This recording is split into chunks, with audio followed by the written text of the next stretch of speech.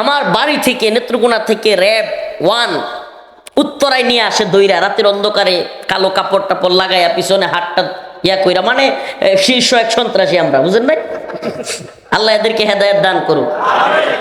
পিছনে এইভাবে দিয়ে তারপরে কাপড় চোপড় দিয়ে নিয়ে আসলো। এখন একের পর এক জিজ্ঞাসাবাদ আর জিজ্ঞাসাবাদ। এই একজন অফিসার আসে, এই তারপরে আরেকটু পরে আরেকজন আসে, এইভাবে জিজ্ঞাসাবাদ করতেছে।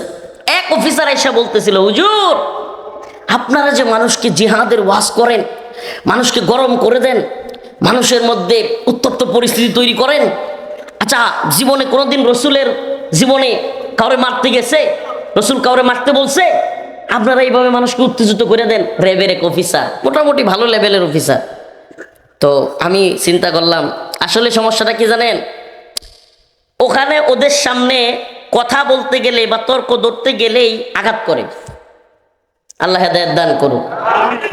তো সে অনেকক্ষণ বলার পরে আমি তর্ক না করে আমি জাস্ট বললাম যে আপনি একটু আপনার হাতে মোবাইল থাকলে বদর যুদ্ধের ইতিহাস একটু খোলেন, বদরের যুদ্ধটা কেমন। তো আমাদের কথাগুলো মোদি পর্যন্ত, হাসিনা পর্যন্ত, কিংবা এই ট্রাম্প পাগলা কাকুর কাছে পৌঁছার জন্য একটা সিস্টেম তো লাগবে। এটাই হলো সেই সিস্টেম। এই ইউটিউবের মাধ্যমে আমাদের বক্তব্যগুলো আমরা এই জাতি, আল্লাহ রাব্বুল আলামিন বান্দার সাথে একটা ব্যবসা করতে চান। সুবহানাল্লাহ। আল্লাহর সাথে বান্দার ব্যবসা, এর চাইতে উত্তম কোনো ব্যবসা হইতে পারে? মুমিন বান্দার সাথে, সুবহানাল্লাহ। পণ্য কি? পণ্য কি? মাশাআল্লাহ, এত সব বক্তা।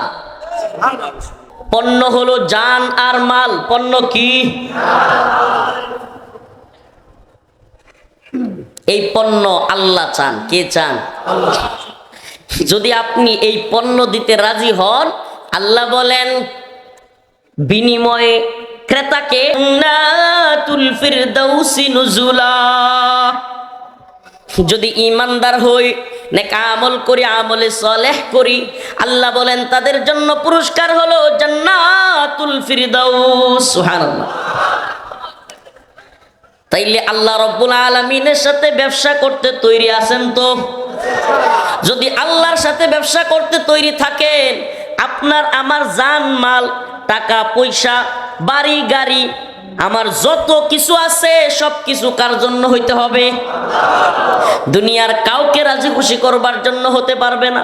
দুনিয়ার কোন দলকে, কোন নেতাকে, কোন নেত্রীকে, কোন পীরকে, বাবাকে, ভাইকে খুশি করবার জন্য হতে পারবে না। একমাত্র কাকে খুশি করবার জন্য আপনার জীবনের সবকিছু ব্যয় করতে হবে। হে নবী, আপনি বলে দেন, আপনি জানায় দেন, ইন্না সলাতি, নিশ্চয় আমার নামাজ, ওয়া নুসুকি, আমার কুরবানি, ওয়া মাহিয়ায়া, আমার হায়াত, ওয়া মামাতি, আমার মৃত্যু, লিল্লাহ লিল্লাহ লিল্লাহি রাব্বিল আলামিন। একমাত্র কার জন্য? যেই জীবন আল্লাহর জন্য, এই জীবন দুনিয়ার কোন হাসিনারে ডরানোর টাইম আছে? সুবহানাল্লাহ। দুনিয়ার কোন মুদিরে ডরানোর টাইম আছে? দুনিয়ার কোন ডোনাল্ড ট্রাম্পে ডরানোর টাইম আছে? আরে যেই জীবন জেনেই আল্লাহর নবীকে বলা হলো, আবু সুফিয়ান বিরাট এক বাহিনী নিয়া, দলবল নিয়া, সিরিয়া থেকে বিশাল এক পণ্য সামগ্রী নিয়া মক্কার দিকে আসতেছে। আল্লাহর নবী সাল্লাল্লাহু আলাইহি ওয়াসাল্লাম তার সাহাবাদেরকে নিয়ে মিটিং করতে বসলেন। কি? মাশওয়ারা করা, সুন্নাহ। মাশওয়ারা করা। কোন সফরে যদি 3 জন ব্যক্তিও থাকে, হাদিসের মধ্যে আসছে 3 জনের মধ্যে তোমরা একজনকে আমির বানাও। কি বানাও? আমির বানাও। ইতাআত, একজনকে ইতাআত করো। না হলে একজন কইব ট্রেনে যামু, আরেকজন কইব বাসে যামু, আরেকজন কইব না আমরা সিএনজি দিয়া যামু, বমি করি। বলবে কি বলবে না? আরেকজন বলবে না আমার হায়েস্ট গাড়ি ছাড়া হবেই না। ও আঙ্কেল, শরীয়তপুরের বাবাজি, ও বাবা তো রাগ করে না, বসেন। আল্লাহ, শরীয়তপুরের মানুষ, মাশাআল্লাহ, হাজী শরীয়তুল্লাহ রহমাতুল্লাহি আলাইহির এলাকার মানুষ, আল্লাহ কবুল করুন। মেয়েদেরকে জীবন্ত পুঁতে রাখা হতো।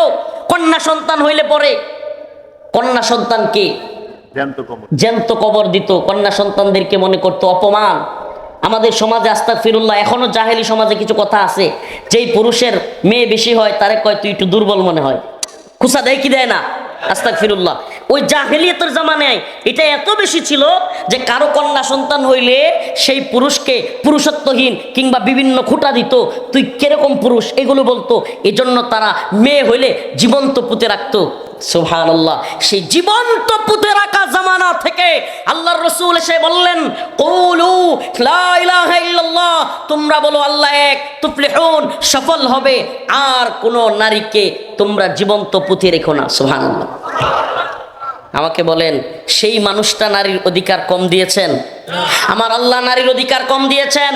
হাদিসের মধ্যে আসছে, আল জান্নাতু তাহতা আকদামিল উম্মাহাত, মায়ের পায়ের নিচে সন্তানের বেহেশত। বলেন, পৃথিবীতে কোন তন্ত্র মন্ত্র, কোন নারীর ক্ষমতায়ন, কোন অধিকার এর চাইতে বড় অধিকার দিতে পারবে? বলেন আমাকে, দিতে পারবে? আল্লাহ রাসূল এমন জামানায় আসলেন, ইতিহাস সাক্ষী, ইতিহাস নির্ভুল ইতিহাস, যেই জামানায় মেয়েদেরকে পুঁতে রাখা হতো, রাসূল নিষেধ করলেন, ও মুসলমান ইমানদার। অথচ আজকে নারীর ক্ষমতায়নের নামে, নারী অধিকারের নামে নারীদেরকে অশ্লীলতা, বেহায়াপনা, বেলাল্লাপনায় লিপ্ত করা হচ্ছে। হচ্ছে কি হচ্ছে না?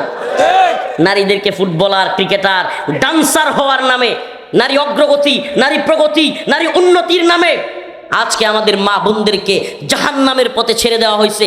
অনিরাপত্তায়, নিরাপত্তাহীনতায় ছেড়ে দেওয়া হয়েছে।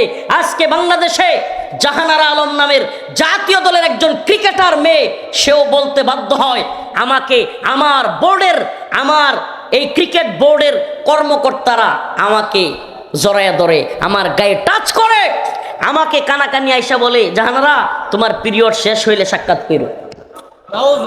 নাউজুবিল্লাহ বলবেন না? নাউজুবিল্লাহ বলবেন না? ও মা, ও বোন, তোমাকে বলছি, তোমাকে বলছি, তুমি যেটাকে মনে করতেছো প্রগতি, উন্নতি, ফ্রিডম, স্বাধীনতা, আর এটা তোমার স্বাধীনতা নয়, এটা তোমাকে ভোগ্যপণ্য বানানো। তোমার নিরাপত্তা কোথায়? তোমার নিরাপত্তা তোমার বাবার আশ্রয়ে, তোমার নিরাপত্তা তোমার স্বামীর ঘরে, কখনোই ওই তোমার শরীরের অঙ্গ প্রত্যঙ্গ দেখায়া খেলাধুলা কিংবা ডান্স দেওয়ার মধ্যে তোমার অধিকার নাই, তোমার ক্ষমতা নাই। আপনাদেরকে একটা ছোট্ট কথা বলি, আমি এক লাইনের যুদ্ধের ইতিহাস থেকে একটু সরে আসছি, আপনাদেরকে এগুলো না বললেই নয়। সাম্প্রতিক সময়ে বাংলাদেশে যে ঘটনাটা ঘটে গেছে, মঞ্জুরুল ইসলাম নামের এক লোকের নামে এই বাংলাদেশের নারী ক্রিকেটার জাহানারা আলম, সে বিশাল এক অভিযোগ নিয়ে আসছে। নাউজুবিল্লাহ। আমি আর গভীরে যাইতে পারতেছি না। পিরিয়ডের সময় শেষ হইলে তুমি দেখা করিও, এটা একটা মেয়েকে বলা, তার মানে কি বুঝায়? এই নিয়ে কি নারীদের নিরাপত্তা? এই নাকি এখন দেখবেন এই নারীবাদীরা যেগুলো ঘেউ ঘেউ করে, অন্য সময় টিপ টিপ পড়াইতে দেয় নাই, মনে আছে আপনাদের? এক পুলিশের চাকরি চলে গেল, সারা দেশে তোলপাড়, আরে কত কিছু। কিন্তু এখন এই যে নারীকে এত অবমাননা করা হলো, এই নারীবাদীদের ঘেউ ঘেউ আপনি শুনছেন? শুনবেন না। কেন? কারণ হলো এই নারী ক্রিকেটার। এখন যদি আমরা ঘেউ ঘেউ বেশি করি, এই নারীদের ক্রিকেট খেলা, নারীদের ফুটবল খেলা, হাফ প্যান্ট পরে, শর্ট প্যান্ট পরে, ছোট ছোট জামা পরে বেড়ানো, এগুলোর ব্যাপারে উলামায়ে কেরাম যা বলে তা সত্য প্রমাণিত হবে। প্রিয় ভাইরা আমার, বন্ধুগণ আমার, আমি আমার মা বোনদেরকে বলবো, তোমাদেরকে এই বিশ্ব ব্যবস্থা, এই তথাকথিত আধুনিক জাহেলি বিশ্ব ব্যবস্থা বুঝিয়েছে এটা তোমাদের উন্নতি, অগ্রগতি। আমি আপনাদেরকে ছোট্ট একটা ঘটনা বলি। আমেরিকান বড় বড় বিজনেসম্যান যারা সিগারেটের ব্যবসা করে, সিগারেটের, ওরা একবার বৈশ্বিকভাবে চিন্তা করলো যে আচ্ছা, সিগারেটের এই ব্যবসায় কিভাবে আরো উন্নতি করা যায়, সিগারেটের সাপ্লাই আরো কিভাবে বাড়ানো যায়। এটা হলো পুঁজিবাদী সিস্টেমের বড় বড় ব্যবসায়ীদের লুক রেডি করা থাকে, ব্যবসার ক্ষেত্রে আরো কিভাবে উন্নতি করতে পারবে, এজন্য কিছু ব্রেইনিস্ট লুক তারা রেডি করে রাখে, এদেরকে বেতন দেয়, এদের কোনো কাজ নাই, এরা শুধু পরামর্শ দিবে যে এই ব্যবসাকে আরো কিভাবে ডেভেলপ করা যায়। তো আমেরিকার ওই যেগুলো কিনা ব্রেইনার, এরা চিন্তা করলো, এরা বিজনেসম্যানদেরকে বলবো, ব্যবসায়ীদেরকে বললো যে আপনারা যদি একটা চিন্তা করেন যে আমাদের সারা পৃথিবীতে শুধু পুরুষরাই সিগারেট খায়। কারা খায়? পুরুষরা। এখন পুরুষরা সিগারেট খায়, কিন্তু পুরুষদের চাইতেও 1.5 গুণ কিংবা 2 গুণ হলো মহিলা। সারা পৃথিবীতে পুরুষের চাইতেও 2 গুণ কিংবা 1.5 গুণ কি মহিলা। যদি এত বেশি মহিলা থাকার পরে বিড়ি সিগারেট না খায়, তাইলে কিন্তু সিগারেটের ব্যবসা আরো বাড়বে। এজন্য তারা পরামর্শ দিল, এই সিগারেটের কথা ছড়াই দিতে পারেন, তাদেরকেও সিগারেট খাওয়ার দিকে উদ্বুদ্ধ করতে পারেন, তাইলে ব্যবসা আরো বাড়বে। চিন্তা করছেন প্ল্যানিংটা? এখন এটা কিভাবে করতে হবে?